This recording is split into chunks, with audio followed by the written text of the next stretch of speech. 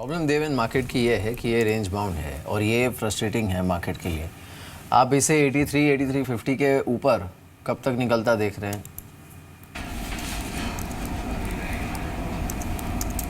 मैं थोड़ा ये इस चीज़ के ऊपर आई थिंक एक व्यू फॉर्म बन जाएगा। एक बार हमें गवर्नमेंट के जो टैक्स कलेक्शन के और बैंक डिपॉजिट के जो नंबर्स हैं उसके ऊपर एक डिमोनेटाइजेशन के बाद क्लैरिटी आती है तो I think that would be much better to tell.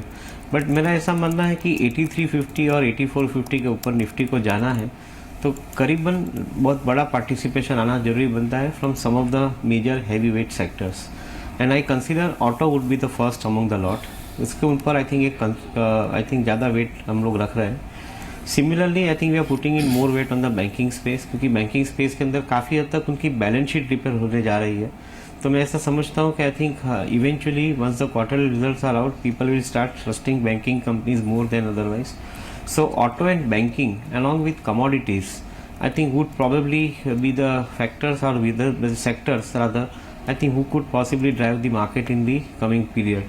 तो ये जो चीज़ के ऊपर हम ध्यान रखते हैं तो करीबन मैं ऐसा समझता हूँ कि आई थिंक जनवरी मंथ के अंदर maybe in the first half और सेकंड हाफ के बीच में I think you should be seeing such levels of 8400-8450 मेट और maybe cross about. Mister Chokshi, और कौन से वो स्टॉक्स हैं फार्म बैंकिंग और ऑटो से जो आपको अच्छे लग रहे हैं?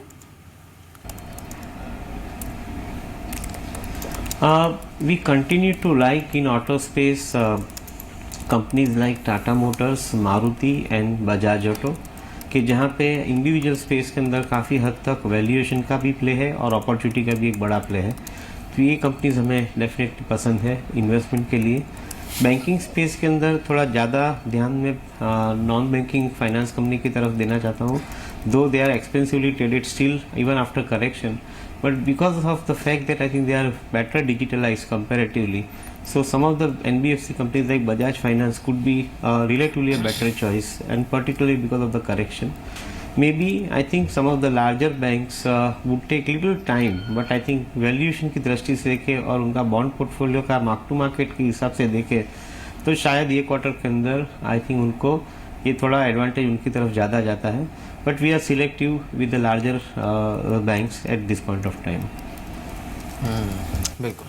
तो ये जो बड़े बैंक्स हैं उन पर आप फिलहाल नज़र रख सकते हैं। इस बीच एक बार फिर से देख लेते हैं। देखिए सारे ही शिपिंग स्टॉक्स में, राइस स्टॉक्स में, इन सब में अच्छा मूव है। कल हमने देखा था लिकर स्टॉक्स में अच्छा मूव था। इनमें से कोई स्पेस ऐसा है जो कि आपके रेडार पर हो mister Kanawala? The rice stocks, the liquor stocks, shipping stocks we have seen have given a good move because इसी तरह के पॉकेट्स ढूंढने पड़ेंगे। If someone will keep looking at the range of index और फिर वो सोचेगा ट्रेड करने की, इन्वेस्ट करने की, then probably it would be little misleading and frustrating.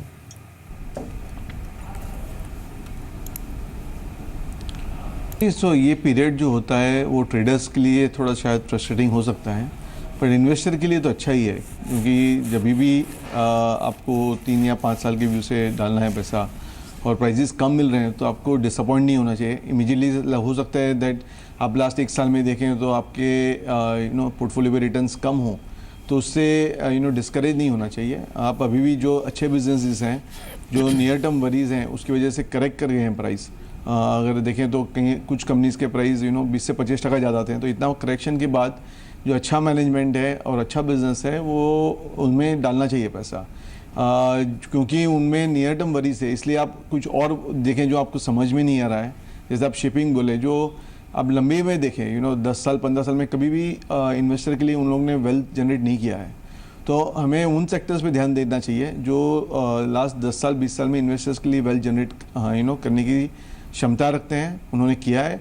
और अगर आज नियर टर्म वरीज की वजह से वो करेक्शन में मिल रहे हैं तो आप उनमें इन्वेस्ट कीजिए।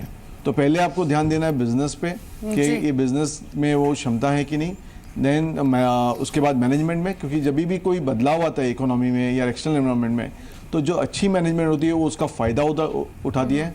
जैसे हम बोलते हैं कि हर चैलेंज में एक अपॉर्चुनिटी होती है, वैसे ही अच्छी मैनेजमेंट उसको यूज़ करती हैं। जैसे कि अगर आज पूरी देश डिजिटलाइजेशन की ओर जा रही है तो कई कंपनीज उसमें बहुत एग्रेसिवली जा रही है। अगर उनके डीलर्स के पास POS टर्मिनल नहीं थे तो उन्होंने रातों रात लगा दिए हैं जिससे धंधा चलता रहे। तो जो अच्छा मैनेजमेंट है वो इससे और स्ट्रांग होकर बाहर आता है, हमने देखा है।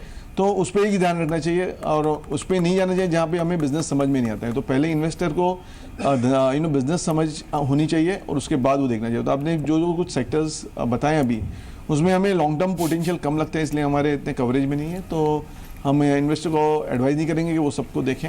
हो सकता है कि नेक्स्ट 2-3 महीने में जी। ट्रेडिंग मूव्स मिले, पर इन्वेस्टमेंट के हिसाब से वो इतने अच्छे नहीं लग रहे हैं।